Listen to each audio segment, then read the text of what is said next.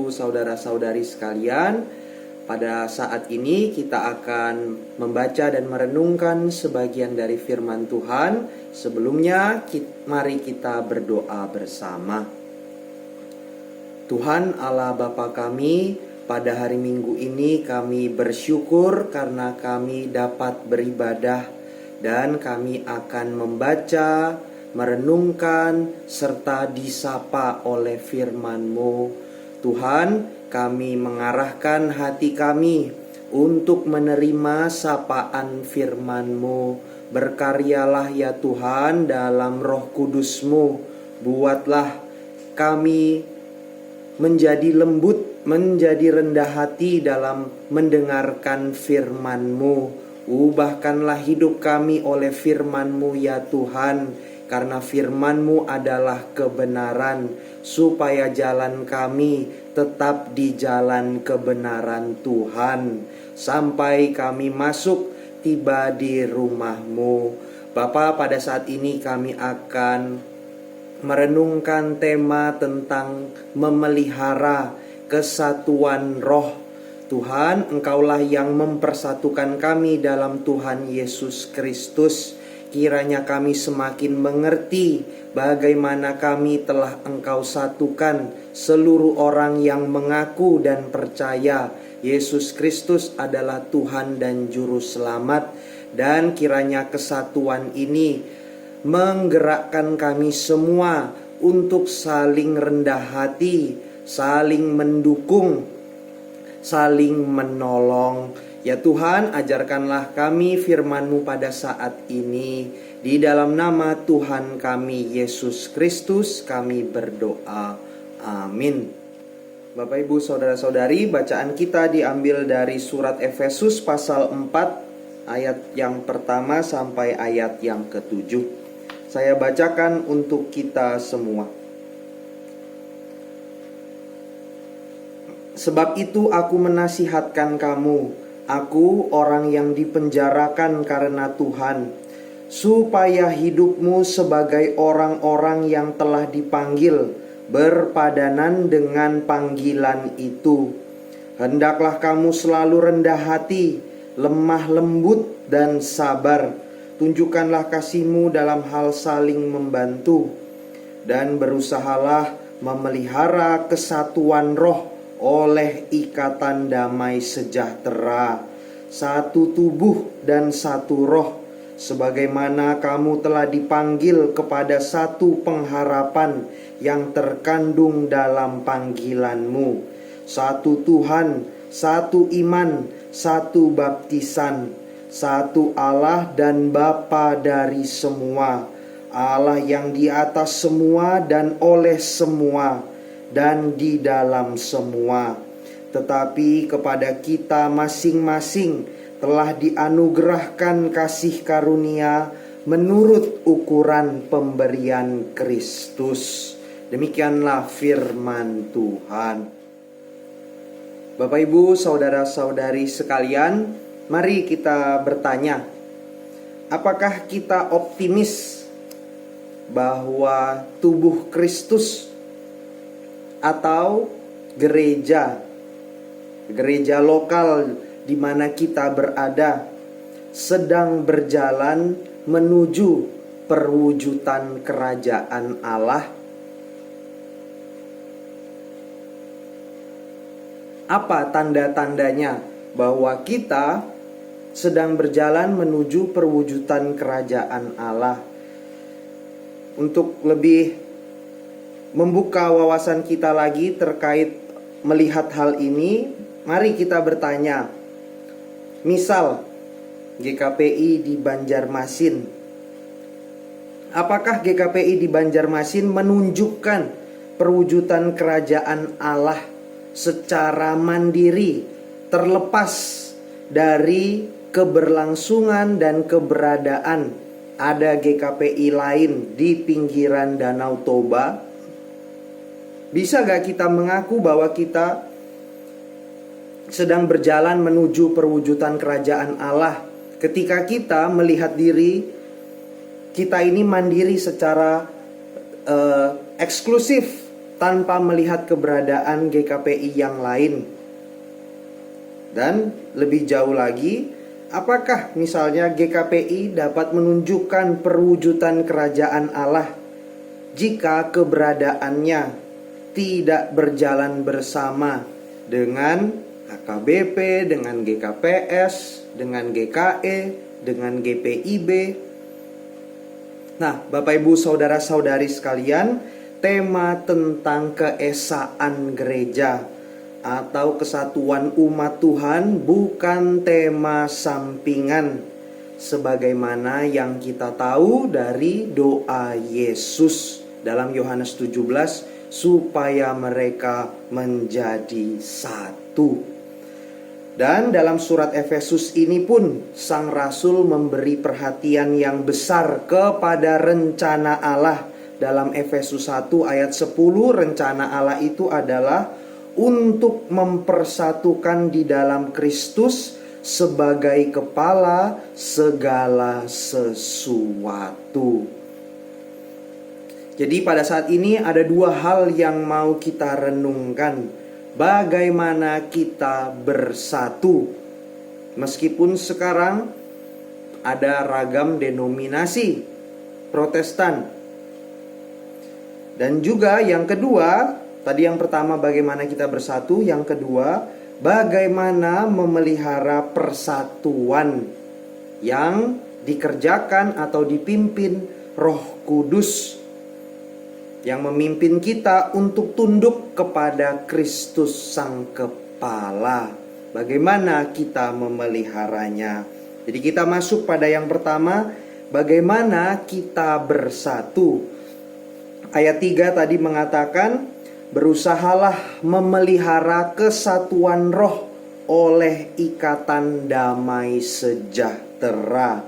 Artinya Bapak Ibu saudara-saudari, kesatuan oleh dan di dalam roh Allah sudah ada di tengah umat percaya atau gereja. Sama seperti kisah Pentakosta, mereka yang mendengar Injil dan bertobat langsung menjadi jemaat, seperti yang kita tahu dalam Kisah Para Rasul, jemaat mula-mula. Bagaimana mereka bersatu, bahkan sampai sejauh harta mereka pun tidak mereka anggap sebagai milik mereka sendiri. Dari mana itu terjadi? Itulah karya Roh Kudus. Kesatuan itu bukan kita yang mengusahakan, tapi kesatuan itu dari sananya, dari sononya, dikaryakan oleh Roh Allah. Sebagaimana dijelaskan dalam Efesus 2 ayat 17 sampai 19 dikatakan, Kristus datang dan memberitakan shalom atau damai sejahtera kepada kamu yang jauh dan damai sejahtera kepada mereka yang dekat. Karena oleh Dia, oleh Kristus, kita kedua pihak dalam satu roh beroleh jalan masuk kepada Bapa. Demikianlah kamu bukan lagi orang asing atau pendatang. Ini dikatakan kepada konteks orang Kristen non-Yahudi. Kamu bukan lagi orang asing dan pendatang, melainkan kawan sewarga dari orang-orang kudus dan anggota-anggota keluarga Allah. Luar biasa sekali Bapak Ibu saudara-saudari. Siapa yang percaya kepada Kristus, dua pihak yang tadinya berseteru, sekarang oleh karya Roh Kudus kamu menjadi anggota-anggota keluarga Allah. Atau dalam 1 Korintus 12 ayat 13 dikatakan, sebab dalam satu roh kita semua, baik orang Yahudi maupun orang Yunani, baik budak maupun orang merdeka, telah dibaptis menjadi satu tubuh, dan kita semua diberi minum dari satu roh. Arti dari ayat-ayat ini adalah setiap kita yang percaya kepada Kristus telah menerima Roh Kudus yang sama, dibaptis oleh Roh Kudus menjadi satu tubuh orang-orang percaya, tubuh Kristus, yaitu gereja. Ketika kita menjadi orang Kristen, Roh Kudus tinggal dalam diri kita. Kita katanya diberi makan, diberi minum dari roh yang sama, dan kita dilahirkan dalam keluarga Allah. Konsekuensi dari hal ini adalah kita yang percaya kepada Kristus merupakan sebuah keluarga Allah. Meski berbeda keluarga ini ya Bapak Ibu ya, sedara misalnya atau semarga, meski berbeda latar belakang, berbeda denominasi gereja, berbeda status, tapi kita adalah anggota keluarga Allah. Di mata Tuhan kita sama. Jadi Bapak Ibu saudara-saudari, luar biasa bagaimana Tuhan mempersatukan kita. Ada banyak kisah di mana ketika seorang Kristen sedang merantau atau sedang melakukan pekerjaan di luar daerahnya, ketika ia bertemu dengan orang Kristen yang lain yang percaya kepada Kristus, bukan yang kecek-kecek ya Bapak Ibu saudara-saudari, karena ada juga orang yang mengaku percaya tapi hidupnya tidak menunjukkan sebagai orang percaya, tapi sebagai orang yang sungguh-sungguh percaya. Kita ketika melihat saudara kita akan sangat mendukungnya. Ada banyak cerita tentang hal itu. Saya mendengar seorang pendeta bercerita tentang bagaimana dia baru ke satu tempat naik sebuah kendaraan umum.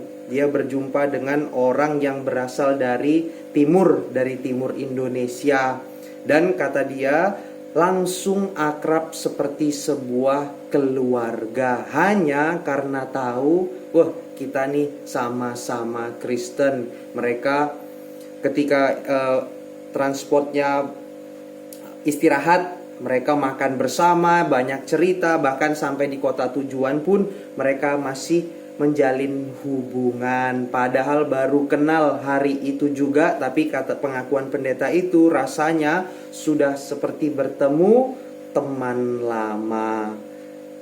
Dan banyak kisah seperti itu Bapak Ibu saudara-saudari sekalian, karena kita memang yang mempersatukan adalah Kristus. Dan itu bukan kita yang mengupayakannya pertama-tama, tapi karena Kristuslah. Nah Bapak Ibu saudara-saudari sekalian, apapun latar belakangnya, mau yang kaya ataupun yang miskin, mau orang Batak, orang Jawa, orang Cina, orang Banjar, kalau percaya Kristus adalah sama sebagai anggota keluarga Allah. Dan seperti yang diketahui dari doa Yesus dalam Yohanes 17, tujuan kesatuan orang-orang percaya ini adalah yang pertama, agar dunia tahu bahwa Yesus diutus dan dikasihi Bapa. Bagaimana dunia tahu? Dari kesatuan orang-orang Kristen. Serta agar dunia tahu Bapa pun mengasihi umatnya seperti ia mengasihi Yesus. Jadi tujuan dari kesatuan orang percaya ini yang pertama, agar dunia tahu Yesus diutus Bapa. Oh benar bahwa orang-orang Kristen ini yang percaya kepada Kristus adalah sungguh Kristus ini anak Allah yang hidup. Lihatlah dari hidup umatnya yang bersatu. Serta Bapa pun mengasihi umatnya seperti ia mengasihi Yesus. Karena dari kesatuan kita seharusnya hidup orang-orang Kristen karena saling mendukung, saling rendah hati, saling sabar, saling lemah lembut, dan saling menolong. Hidup kita seharusnya menunjukkan hidup yang penuh berkat. Dan tujuan yang kedua dari doa Kristus juga, agar umat percaya semakin dapat memandang kemuliaan Kristus, serta agar kasih yang Bapa miliki bagi Yesus dimiliki juga oleh umat percaya. Jadi tujuan kedua, agar umat percaya dapat semakin memandang kemuliaan Kristus, dan kasih Bapa kepada Kristus dimiliki saya juga. Nah, Bapak Ibu saudara-saudari sekalian, kita dipersatukan Kristus supaya dunia ini tahu Yesus anak Allah yang mencipta, menyelamatkan dan berkuasa, serta agar kita pun dapat semakin melihat kemuliaan Kristus dari kesatuan orang-orang yang mengikutinya, dari kesatuan gerejanya. Akan tetapi yang menjadi soal adalah bagaimana dunia dapat melihat kemuliaan Kristus dan Injilnya. Bagaimana saudara-saudara kita yang masih lemah imannya dapat melihat kemuliaan Kristus dan Injilnya, dan bisa mengasihi Kristus sama seperti Bapa mengasihi Kristus, kalau kita sebagai tubuh Kristus atau anggota gereja yang lain yang mengaku sudah berpuluh-puluh tahun mengikut Kristus, tapi kita tidak saling peduli, tidak saling mendoakan, tidak saling mendukung, tidak berani menegur dengan penuh kasih sayang, dan tidak meneguhkan.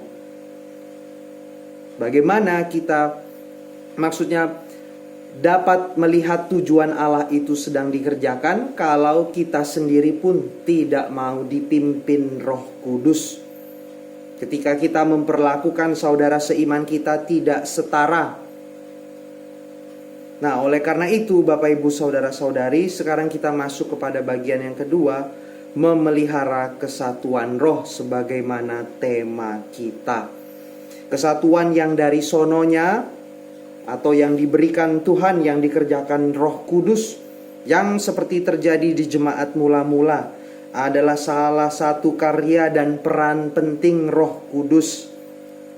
Meskipun kesatuan ini adalah karya Roh Kudus, namun Roh Kudus pun berkarya di dalam setiap individu yang percaya, yakni memimpin setiap individu itu untuk turut terlibat dalam memelihara kesatuan yang dari Allah tersebut, yang dari sononya. Oleh karena itu, Roh Kudus memimpin kita, mengingatkan kita, Daniel, kamu harus menghargai, harus mendukung juga orang-orang, maksudnya yang berbeda. Misalnya bukan GKPI, kamu pun harus mendukung mereka karena kamu sama-sama percaya kepada Kristus. Roh Kudus memimpin, tapi kita juga harus bersedia untuk dipimpin dan melakukan bagian kita untuk terlibat dalam memelihara damai sejahtera atau damai sejahtera dalam kesatuan orang percaya. Jadi maukah kita dipimpin Roh Kudus? Ayat 3 mengatakan, berusahalah memelihara kesatuan roh oleh ikatan damai sejahtera. Apa itu damai sejahtera atau shalom bahasa Ibraninya? Artinya keutuhan, kesempurnaan, kemakmuran, keselamatan yang utuh. Harus kita garis bawahi, damai sejahtera bukan hanya soal-soal rohani saja. Meskipun ya Bapak Ibu dalam pembahasan-pembahasan kita yang lalu saya banyak menekankan damai sejahtera itu terutama di dalam hati kita, bukan apa yang maksudnya bukan tergantung dari eksternal, tapi terutama damai sejahtera itu tinggal dalam hati kita, karena Yesus mengatakan damai sejahtera kuberikan kepadamu Apa yang kuberikan tidak dapat direbut oleh dunia. Itu artinya karena damai sejahtera itu pertama-tama di hati, karena kita damai dengan Allah dan kita telah berdamai dengan diri kita ketika kita mengaku dosa dan bertobat. Tapi sekarang kita juga mesti mengingat bahwa damai sejahtera, keselamatan yang utuh, kesempurnaan itu bukan hanya menyangkut yang internal itu, tetapi juga ternyata yang eksternal atau menyangkut soal material atau hal-hal yang tampak. Hal ini sama seperti kesatuan roh. Bukan hanya kesatuan yang tak tampak, yaitu kita berbagi atau mengakui Roh Kudus ada juga loh di gereja HKBP, Roh Kudus ada juga loh di gereja GKE dan GPIB. Bukan hanya itu saja, tetapi kesatuan roh yang juga tampak, yang bekerja dalam diri orang percaya, atau bahasa kerennya visible unity atau kesatuan yang tampak. Tadi kita sudah mengakui bahwa Roh Kudus pun berkarya di HKBP, di GKPS, di GKE, di GPIB. Itu invisible, kesatuan yang tidak tampak. Tapi ini juga harus menjadi kesatuan yang tampak. Bagaimana itu kesatuan yang tampak, memelihara kesatuan roh yang tampak? Yaitu oleh ikatan damai sejahtera. Jadi shalom yang tampak juga harus menjadi tugas aktif kita, individu Kristen maupun gereja. Jadi bukan hanya kita dengarkanlah firman Tuhan itu, sama seperti, saya lupa ya dari mana Bapak Ibu ayatnya yang mengatakan, jikalau kamu mengetahui bahwa ada saudaramu yang lapar, kamu hanya bilang, pakailah kain panas, kemudian makanlah dan berjalanlah dengan selamat, tapi kamu tidak melakukan apa-apa. Apakah gunanya perkataanmu itu? Jadi tugas kita yang aktif juga adalah menunjukkan ikatan damai sejahtera atau shalom yang tampak. Kalau kita tahu saudara kita lapar, berilah makan, jangan hanya beri kata-kata. Sebelumnya dalam ayat 1, Paulus tadi mengatakan, hiduplah berpadanan dengan panggilan itu. Panggilan apa? Panggilan anugerah Allah. Kita dipanggil keluar dari gelap menuju terangnya yang sejati. Hiduplah berpadanan dengan panggilan itu. Kita dipanggil, artinya kita memiliki dan mendapat anugerah yang luar biasa dari Allah. Dan hiduplah sesuai anugerah yang luar biasa dari Allah itu. Hiduplah sesuai dengan anugerah Allah yang luar biasa. Jadi Bapak Ibu, sebuah film Spider-Man itu mengeluarkan satu kata-kata yang baik sekali. Bahasa Inggrisnya itu, with great power comes great responsibility.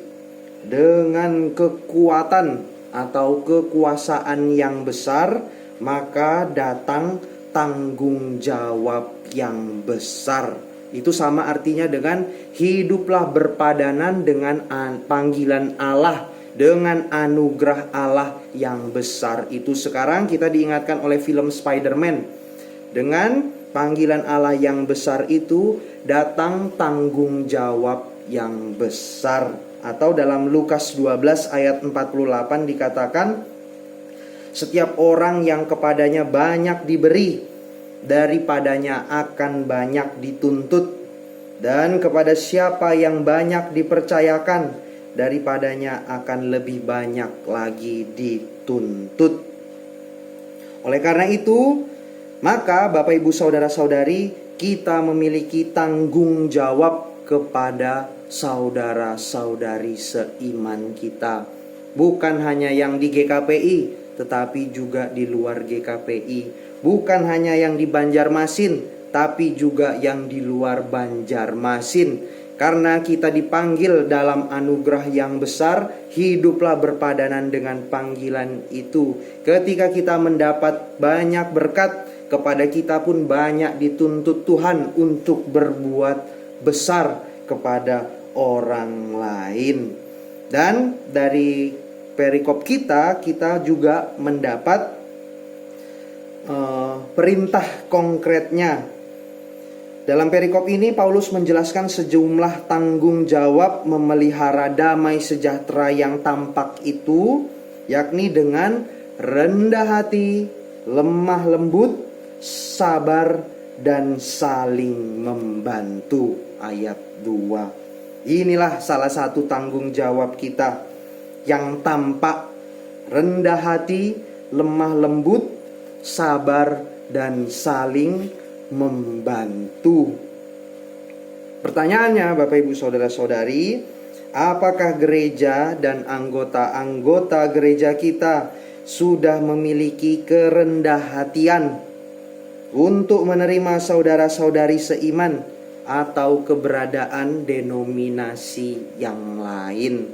Dan ketika saya mengatakan denominasi yang lain, yang mau saya katakan Bapak Ibu adalah denominasi dengan ajaran yang benar, yang simpelnya yang tergabung dalam PGI. Sudahkah kita mengakui saudara-saudari seiman atau keberadaan denominasi yang lain? Sudahkah kerendah hatian kita membuka ruang bagi gagasan dan program-program yang selama ini di luar kebiasaan kita? Sudahkah kita lemah lembut dalam menyikapi saudara-saudari seiman kita yang karakternya mungkin menurut kita belum sedewasa kita? Cukup sabarkah kita untuk menghadapi dan menuntun saudara-saudari kita yang selama ini kurang kita perhatikan? Dan sudahkah kita saling membantu, mendoakan, mendukung, dan meneguhkan di dalam jemaat lokal, di dalam antar jemaat, bahkan antar denominasi? Bapak Ibu Saudara-saudari sekalian, tidak usah jauh-jauh, faktanya, bukan faktanya ya, tapi maksudnya banyak contoh yang kita lihat, bahkan dengan keluarga kita sendiri pun kadang kita masih berlaku tidak adil kepada mereka. Misalnya, kita kan orang Batak sering melihat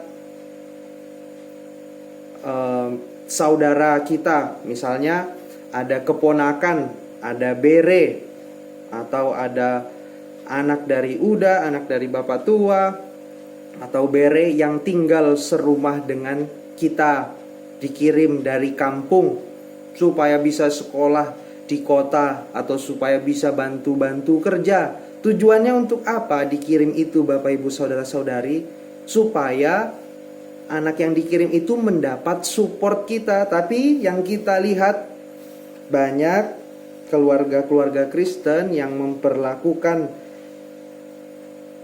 kerabatnya yang bukan anak kandungnya berbeda diperlakukannya dengan anaknya sendiri. Meskipun kita tahu kemenakannya ataupun keponakan atau berenya itu juga adalah sama-sama orang percaya kepada Kristus. Bagaimana kita mau bersaksi ketika di rumah sendiri pun kita belum bersikap dengan adil? Ketika kita di rumah sendiri pun tidak mengakui ada kesatuan di dalam Kristus. Bahkan ini masih dalam hitungannya keluarga.